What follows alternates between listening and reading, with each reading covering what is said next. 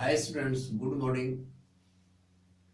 आज की जो वीडियो क्लास 12 की मैक्रो इकोनॉमी में लास्ट टॉपिक है जीडीपी एंड वेलफेयर।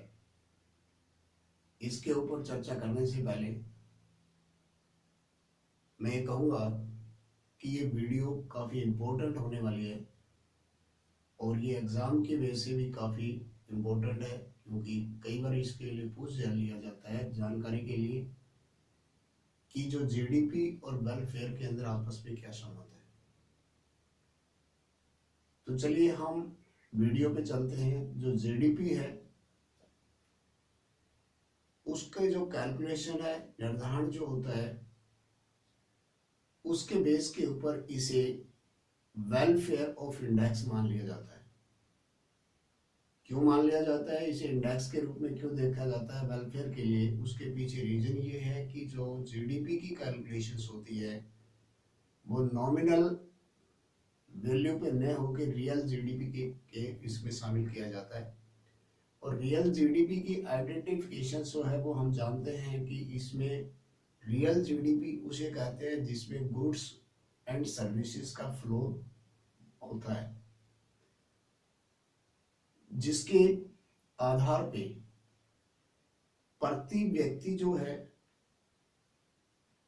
वो गुड्स की जो उपलब्धता वो बढ़ती है और इसके कारण उसे वेलफेयर का इंडेक्स मान लिया जाता है। लेकिन यहाँ पे हमें इससे संबंधित कुछ जो एक्सेप्शंस जो हैं उन्हें नहीं भूलना चाहिए, उन्हें यहाँ पर स्टडी करने चाहिए, जिससे कि हमें रियल जो पिक्चर है कि जीडीपी को वेलफेयर का इंडेक्स मानना चाहिए या नहीं मानना चाहिए वो हमारा क्लियर हो जाता है। तो सबसे पहले हम चलते हैं इसमें कि जो एक्सेप्शंस हैं, इसमें सबसे पहले आता है डिस्ट्रीब्यूशन ऑफ जीडीपी। अगर जीडीपी का डिस्ट्रीब्यूशन अगर इक्वल नहीं होता है तो उस पोजीशंस में उससे वेलफेयर ऑफ सोसाइटी नहीं हो सकता।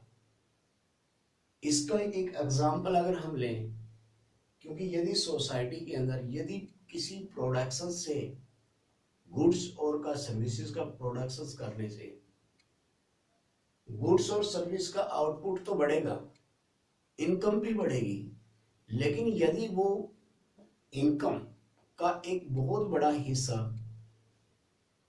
पॉपुलेशंस के एक स्मॉल परसेंटेज के पास पहुंचता है तो उसका रिजल्ट होगा कि एक बहुत बड़ा गैप जो है हैव्स एंड हैव नॉट देखने को मिलेगा। यानी सोसाइटी के अंदर एक बहुत अमीर और गरीब का गैप देखने को मिलेगा। और इंडिया जैसी इकोनॉमी के अंदर इस तरह की जो प्रॉब्लम्स है उसको फेस किया जाता है, जिसमें प्रति व्यक्ति कैपिटा जो इनकम तो बढ़ती है, लेकिन दूसरी तरफ भूखमरी से मरने वालों की हेडलाइंस है वो ज्यादा देखने को मिलती है। और ये होता है अनइक्वल डिस्ट्रीब्यूशन ऑफ इनकम के कारण। दूसरी अगर हम बात करते हैं कि इसमें compositions of GDP, compositions of GDP, GDP की जो संरचना है, यदि डिफेंस के प्रोडक्शंस में वृद्धि की वजह से अगर जीडीपी के अंदर वृद्धि होती है तो उससे सीधा जो है जनता को क्या बेनिफिट नहीं होगा, डायरेक्ट बेनिफिट नहीं होगा उसका, डायरेक्ट हम ये कह सकते हैं वेलफेयर नहीं होगा। लेकिन यहाँ पर ये बात भूलना भी नहीं चाहिए, क्योंकि डिफेंस की एक मजबूत डिफेंस हमें गुड्स और सर्विसेज का प्रोडक्शन करने के लिए एक पीसफुल इन्वायरमेंट प्रोवाइड करता है, जिसका इनडायरेक्ट वेलफेयर ऑफ सोसाइटी देखने को मिलता है। इसके साथ थर्ड के अगर हम चलते हैं तो यहाँ पे नॉन मॉनेटरी एक्सचेंज, जो नॉन मॉनेटरी एक्सचेंज में हम बार्टर सिस्टम को शामिल करते हैं। और बार्टर सिस्टम के अंदर नॉन कैश जो ट्रांजेक्शन्स होती हैं, मॉनेटरी ट्रांजेक्शन्स वो देखने को मिलती है। और हमारी इंडियन इकोनॉमी के अंदर आज भी रूरल एरिया में जो एग्रीकल्चर से रिलेटेड जो भुगतान किए जाते हैं, लेबर का भुगतान होता है, वो नॉन कैश किया जाता है, जिसकी इफेक्ट ये होता है कि वो ट्रांजेक्शन्स जीडीपी के अंदर शामिल नहीं हो पाती हैं, और उससे क्या है कि हमारा जो जीडीपी है वो अंडर एस्टिमेट हो जाता है, जो कि इस तरह की रियल जो पिक्चर है वो सामने नहीं आ पाती है। नेक्स्ट इसके ऊपर अगर हम चलते हैं एक्सटर्नलिटीज। एक्सटर्नलिटीज वो एक्टिविटीज होती है, इकोनॉमिक एक्टिविटीज, जिनका बगैर कुछ भुगतान किए, पे किए या पेनल्टीज किए हुए अगर उसका गुड और जो बैड इफेक्ट जो देखने को मिलता है उसे शामिल न करना।